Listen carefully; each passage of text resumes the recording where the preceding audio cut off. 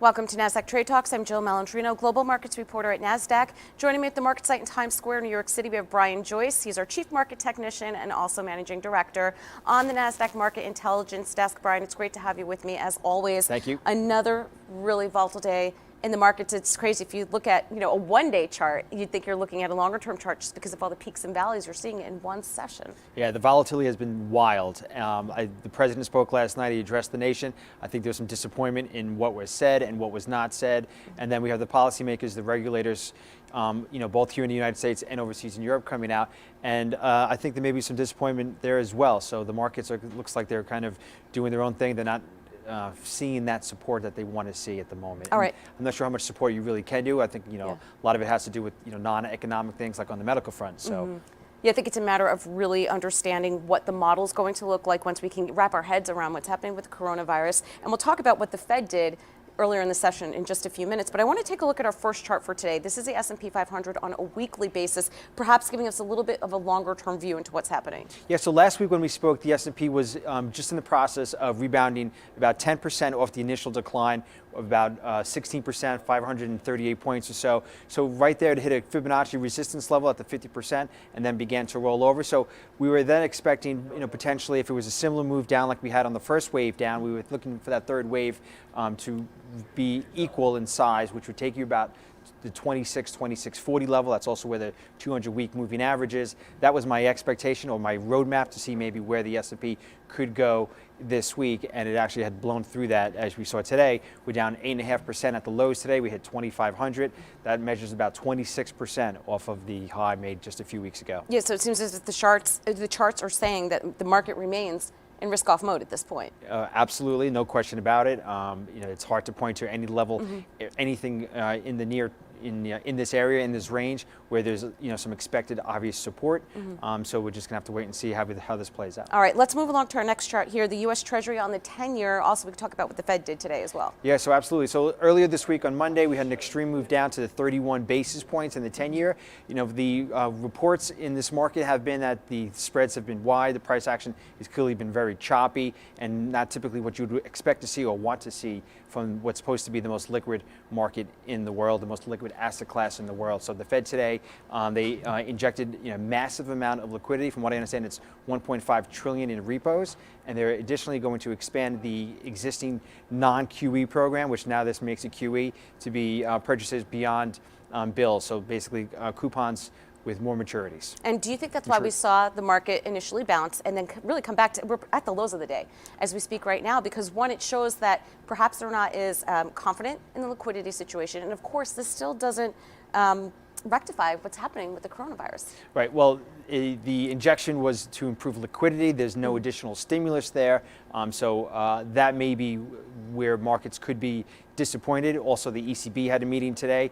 I think there was greater disappointment on what they did and what they didn't do, and we'll get that to that chart later. Right. We'll look at the European banks, but going back to the Fed, the repo injections is really to improve the liquidity, to narrow those bid-ask spreads, but as far as the equity market goes, the stimulus is not there yet. And all right. Maybe more so from the fiscal side as well. We're still waiting for that also. Let's take a look at our third chart here. This is gold, really another hot topic in the market right now. Yeah, so gold on the weekly chart.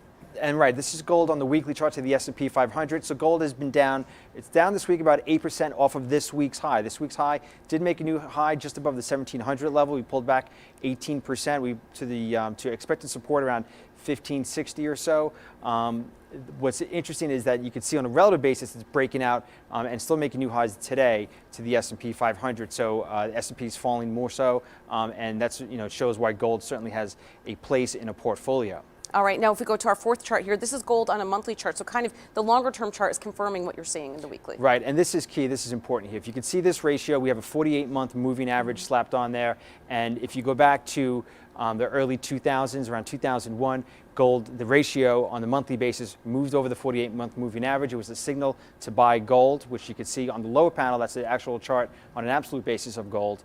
It would have been around the 400 level where you would have gotten in, and you would have stayed in until about 2013 when that ratio came back down below it. So this month now, finally, for the first time in about 7 or 8 years, we're seeing the ratio move back above that 48-month moving average, and for some portfolio managers, that's used as a signal to increase the weighting in the portfolio on a longer-term basis. All right, let's wrap it up here. Take a look at the Euro Stoxx Bank Index. Yeah, so this is an alarming chart here.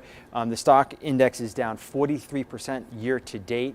It's been testing this support that it first initially made in the early 1990s, and then again in 2012, 2016, and just more recently in the summer of 2019. So those were major cyclical lows. We finally broke through those levels this month and down now 42% year to date. This index is down 89% from its all-time high back in 2007. This is an index of some of the largest banks in Europe, about 25 banks. It was established in 1991 with a value of 100 and is now trading at about 50-55. So just, pretty remarkable about, what's going on in that banking system, how they're struggling with negative rates, weak growth, and this coronavirus situation, which just seemed to really take off in the last 3 or 4 weeks, has really just been an accelerant that has made everything a lot worse. And to wrap up here, everyone always says this time is going to be different, and well, this time certainly is very different. It almost feels like we have the dot-com bubble and 2008 happening all at the same time. We had overinflated assets in 99, kind of saw that coming in on February 19th with the elevated levels that we were at, and then this there's going to be a trickle-down effect from this. Well, yeah, we'll have to wait and see what happens. Yeah. The confinement or the containment is a lot of uncertainty on how long that will last. The lows of 2018 were down around the 23.25 level. If we happen to reach those lows, and that's not my forecast, but if we happen to reach those lows, that would be about 30% off the top from this year. So certainly, a big pullback, but something that was not nearly as bad as 2008 or 2000. But it's only just over a year ago. It's not that far, 15 months, but when the upside, when you had 30% from the end of 18, all the way to 2019, you didn't hear much around that, but it's really the same move if you look at it year over year for the most part. Yeah. So pretty incredible. All right, Brian, as always, thanks so much for Thank joining you. me at MarketSite, and thank you for joining me on Trade Talks. I'm Jill Malandrino, Global Markets Reporter at Nasdaq.